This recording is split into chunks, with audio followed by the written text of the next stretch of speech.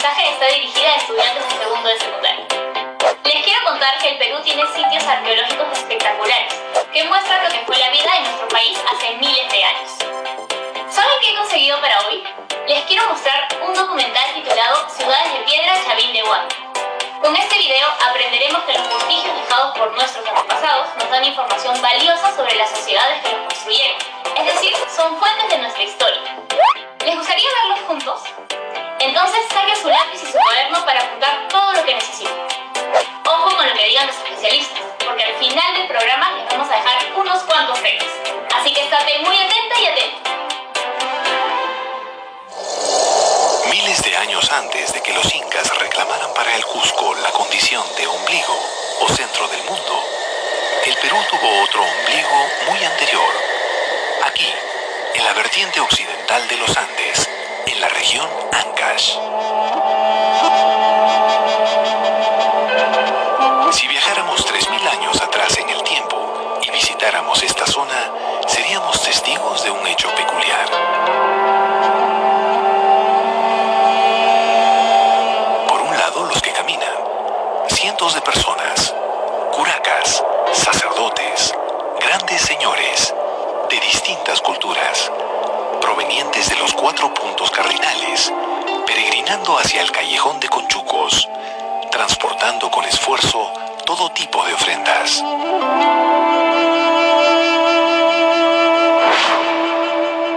Por otro lado, los que esperan, decenas de sacerdotes, compitiendo unos con otros, para atraer a los peregrinos y así recibir sus favores y sus ofrendas.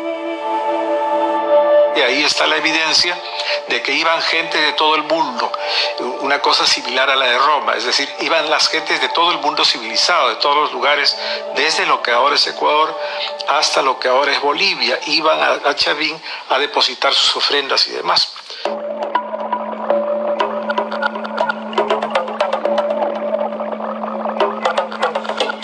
Algunos peregrinos seguían camino a Cajamarca, otros se desviaban a Casma, pero la gran mayoría se enrumbaba hacia el que era considerado el más grande y prestigioso centro religioso y espiritual de todos, Chavín de Huántar.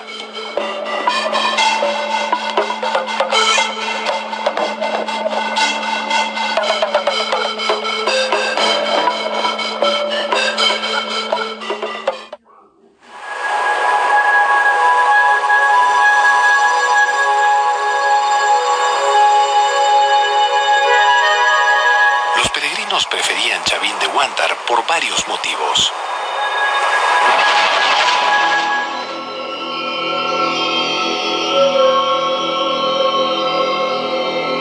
En Chavín uno podía escuchar hablar directamente a los dioses, verlos cara a cara, ser testigos de sus prodigios, pedirles consejo, obtener las pruebas de su existencia, ganar sus favores y sobre todo, saber qué clima nos darían en los próximos meses.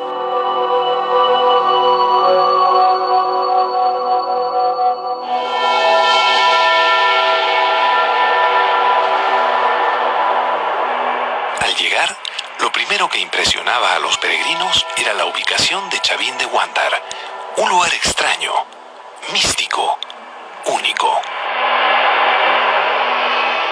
El emplazamiento de Chavín se encuentra enclavado en el callejón de Conchucos, que en realidad casi parece una quebrada, es un valle muy, muy pequeñito y parece aislado del mundo. Muchos estudiosos creen que este lugar pudo ser el ombligo del mundo en referencia al marco cultural de lo que sucedía en el Perú de esos tiempos, ¿no? Y el espacio que eligen para emplazar el templo es muy especial porque es lo que en el mundo andino se conoce como un tincuy, ¿no? Puntos donde 2 ríos confluyen, ¿no? Este es un accidente geográfico, pero en el mundo andino la cosmovisión dice que ese es un lugar sagrado, es un lugar mágico, porque hay 2 cuerpos de agua que se compenetran.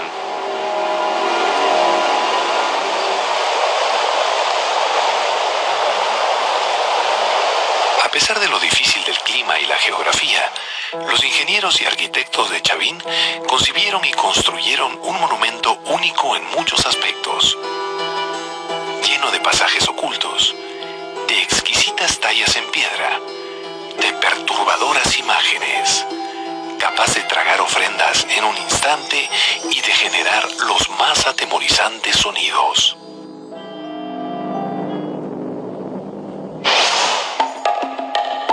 Los más destacados investigadores del Perú prehispánico nos ayudarán a revelar este y otros misterios.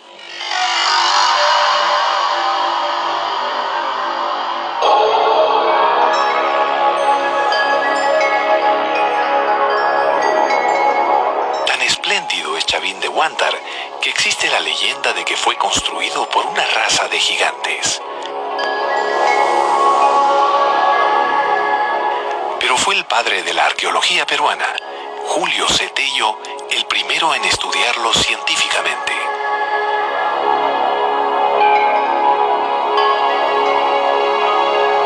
Tello planteó a Chavín como la cultura matriz de la civilización peruana. Pero hoy existe una visión distinta. Hoy sabemos, gracias a 30 años de estudios, o más casi 50, si tomamos en cuenta Huaca Prieta, por ejemplo, como un punto de partida para estudios muy intensivos de precerámico, que Chavín no es el comienzo, sino es el final de un proceso. Y entonces eso hizo posible para muchos investigadores repensar Chavín. Pensar Chavín no como foco, origen, sino un fenómeno cultural, social, político. Un fenómeno que quizás ameritaría el nombre de confederación religiosa, que permite que la gente que antes no se tenía por qué conocer y ver, participa en rituales, fiestas, banquetes. Para explicarnos, por ejemplo, la ubicación de Chavín, lo leemos como que eso pudo ser el ombligo del mundo en su momento, ¿no? Estaba articulando la Sierra Norte, las relaciones con la costa norte, pero al mismo tiempo con los valles de Casma. Está allí nomás, cerca del Guayaga y el Marañón, y la puerta de ingreso hacia la Amazonía. Entonces, estas relaciones transversales, pero también longitudinales, fueron muy importantes, ¿no? Chavín es un centro equivalente en el viejo mundo a lo que sería el Vaticano, a lo que sería un centro religioso como, qué sé yo, Jerusalén.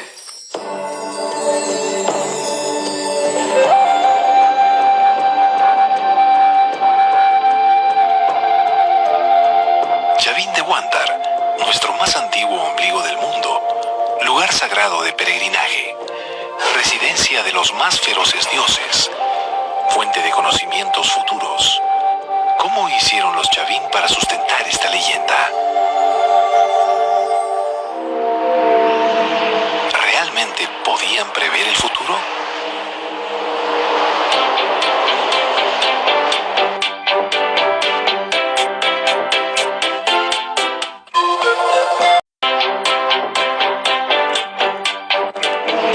¿Realmente podían prever el futuro?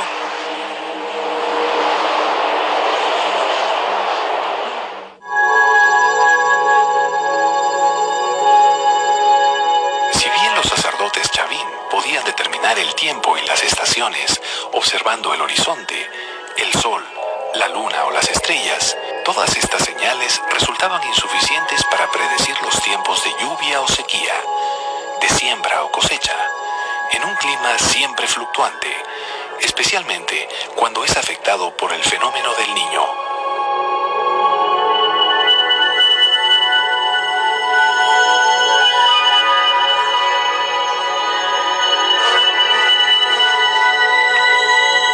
Tiene que encontrarse otros recursos, y los recursos a los que acuden normalmente las gentes de los Andes en este tiempo son a las observaciones de la conducta de los animales y las plantas.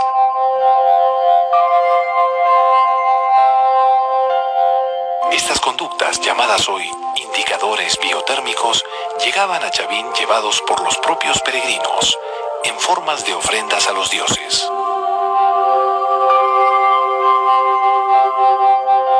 Actualmente la concha, el Spondylus, es una concha apreciada, muy apreciada, porque tiene 2 colores, hasta 3 colores, y al mismo tiempo aparece necesariamente con una gran facilidad en función de los cambios de temperatura del agua.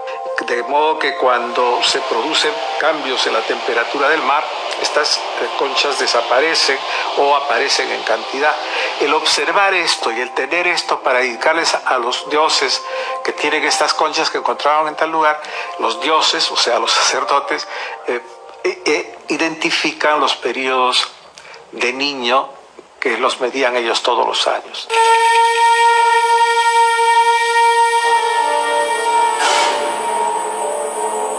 Así, comparando la información del calendario astronómico con los cambios que observaban en la naturaleza, los sacerdotes de Chavín podían realizar un prodigio que sorprende hasta hoy.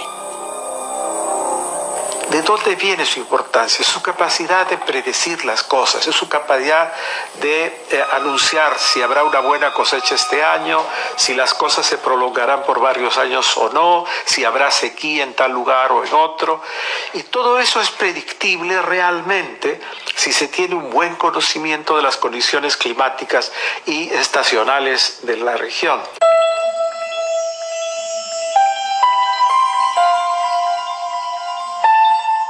Los peregrinos viajaban desde los lugares más distantes y distintos, atraídos por el prestigioso oráculo de Chavín.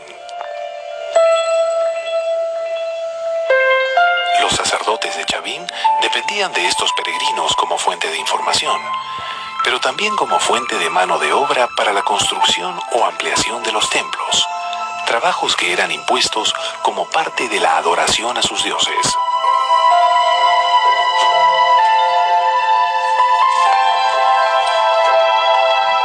Más allá del poco o mucho esfuerzo que exigía el peregrinaje, para un gobernante o líder de aquella época, regresar de Chavín y revelar a los suyos un pronóstico acertado del tiempo le significaba sin duda un gran prestigio y no solo reforzaba su estatus, sino que lo aumentaba. Bueno, los que venían a Chavín, especialmente de lejos, probablemente fueron gente de algún poder naciente en sus propias sociedades alejados de Chavín. Entonces venían aquí en búsqueda de varias cosas, pero en fondo lo que buscaron era estatus. Querían elevarse de cierto nivel de líder local a un nivel más alto, más concertado, más fuerte, más definido.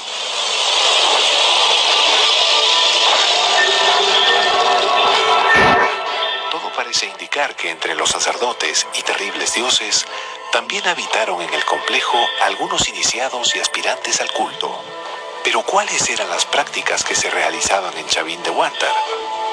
¿En qué radicaba la fuerza y el poder de este culto?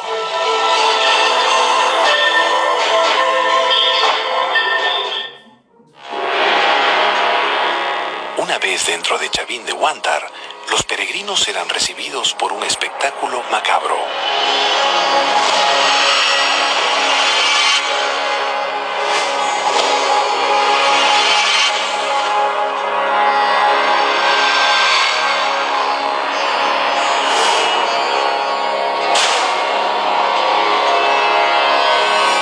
Las cabezas clavas son cabezas de seres humanos mayormente, hay algunas de animales también. Hay unas pocas de zorros, hay un zorro y serpientes. Chavín tenía también cabezas clavas que continuaron la tradición. El término de cabeza trofeo es un término común en la arqueología peruana. Pero las cabezas clavas solo eran el recibimiento. La iconografía Chavín rescata casi todo lo que significa poder y temor a las gentes y lo traslada a través de sus íconos. Todos sus personajes tienen colmillos, aunque en la realidad no los tuvieran. Tienen garras,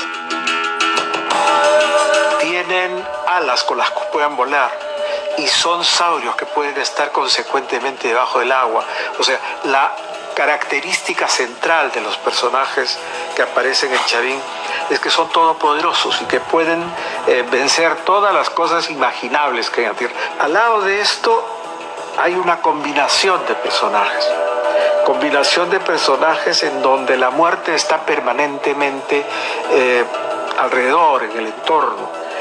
Y son personajes que pueden fácilmente tragarse seres humanos de la manera más libre posible.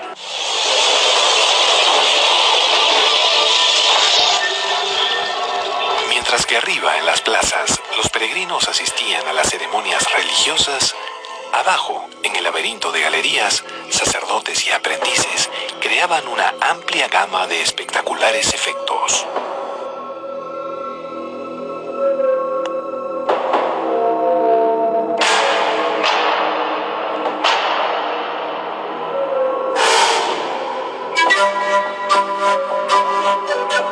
Son galerías y canales que fueron construidos dentro de los espacios constructivos, principalmente los edificios. Hay dos clases, hay las galerías y los canales.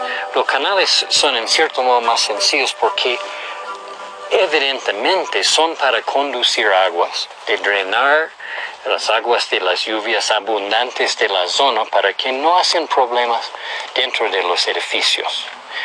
Pero también tenemos buena evidencia que son contextos rituales en que había ofrendas de varios tipos y después también probablemente gente podía transitar de una parte del sitio al otro sin ser vistos y aparecer de repente en un nuevo lugar, quizás parte de rituales.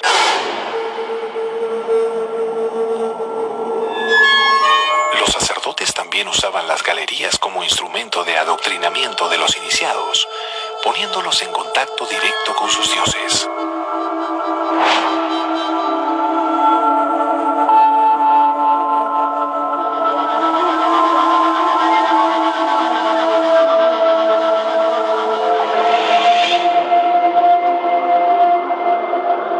Aquí estamos frente al Lanzón.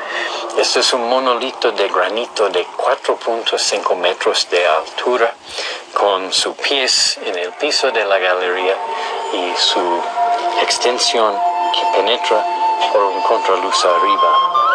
Entonces, sin duda, por su posición, este es uno de los ídolos principales de la época chavina. Representa una figura, básicamente una figura humana con características de animales feroces.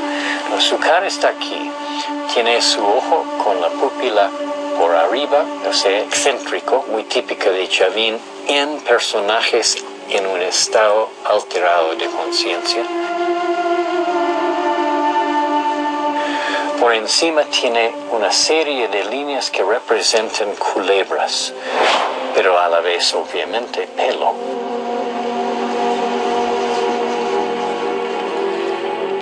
Su nariz está por aquí, tiene un adorno encima del nariz que es otra cara que no explicamos bien. Encima de su cabeza hay un punto hundido y en realidad hay una chacana completa ahí, o sea, una cruz con círculo en su centro, que es un enfoque de interés ahí porque hay también un canal que baja de la parte alta hacia esto.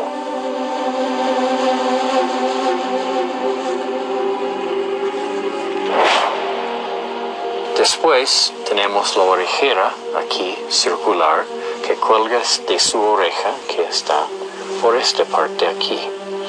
Ya su cuello y lo demás de su cuerpo viene por abajo. Estamos bien seguros que reflejaron luz de afuera por el ducto que llega y apunta directo al lanzón y hubieran iluminado a esta imagen tal como lo vemos ahora.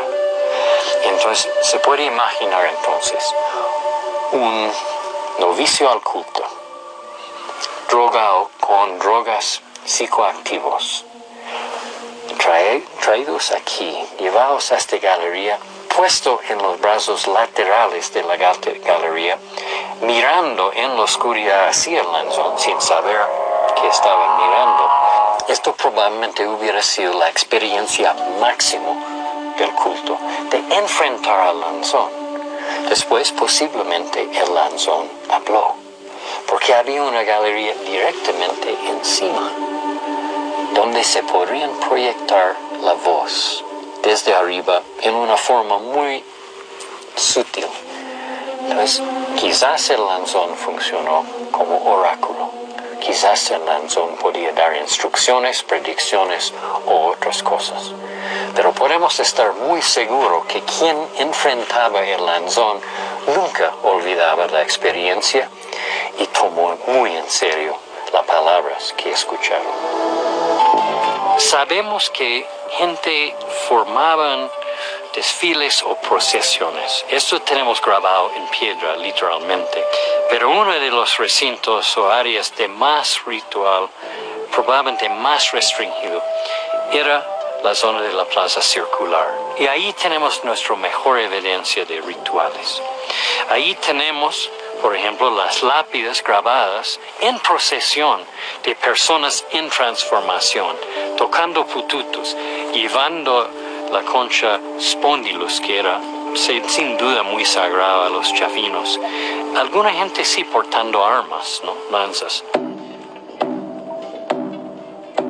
Estudios científicos de la compañera dual de la plaza circular, la plaza cuadrada, revelaron la intensidad de la obsesión que los sacerdotes chavín tenían por hacer más monumental la arquitectura del templo.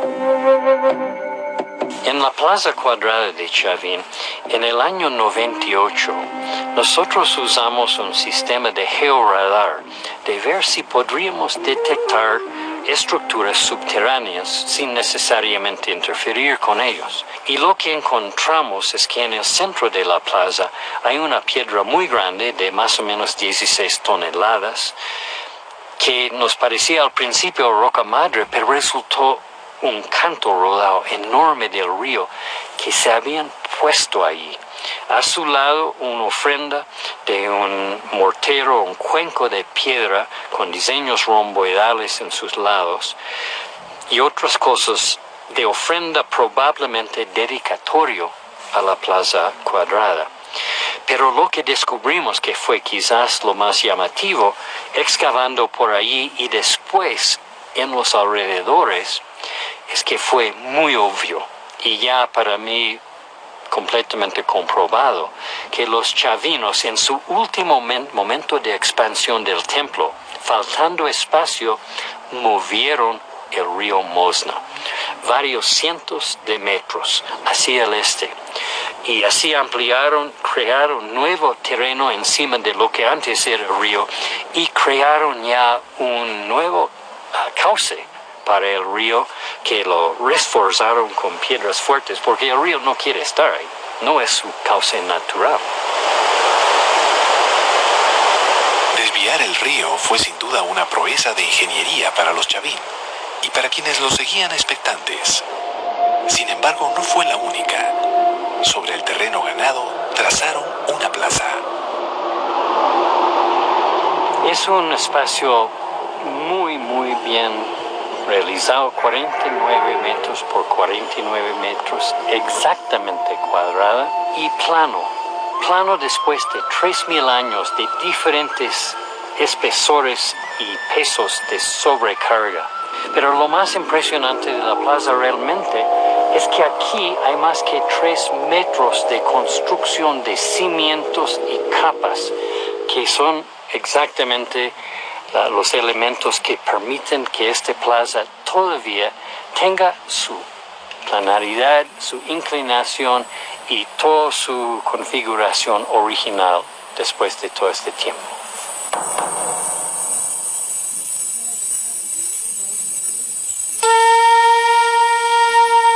Pero el esplendor y prestigio de Chavín solo duró un tercio de toda su historia. Iniciados, peregrinos y sacerdotes enfrentaron de pronto un hecho inesperado que minó las bases de su cultura. ¿Qué les pareció el video de hoy? ¿Vieron cuánta información puede haber en los antiguos monumentos? Chavín de Huanta templo maravilloso. Asombroso, ¿no? Solo imagínenlo. Si fuéramos arqueólogos y nos encontráramos con vestigios así, tendríamos que dar algunas hipótesis que expliquen la razón de nuestros descubrimientos. El reto que vamos a compartirles el día de hoy va por ahí.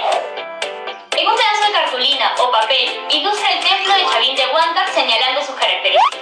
Cuando ya tengas esta ayuda visual, escribe debajo del dibujo tus propias hipótesis para responder a las siguientes preguntas. ¿Realmente el lanzón tenía el poder de predecir el futuro? Si hoy se sabe que Chavín no fue la cultura que dio origen a las demás, entonces, ¿podemos decir que en la historia de Chavín ya está todo dicho? Medita bien tus respuestas y no te olvides de sustentarlas utilizando la información que has podido recolectar del documental que viste. No te olvides de guardar tu trabajo en tu portafolio personal y así tener evidencias de tu aprendizaje. Esto ha sido todo por hoy. Nos vemos en otra edición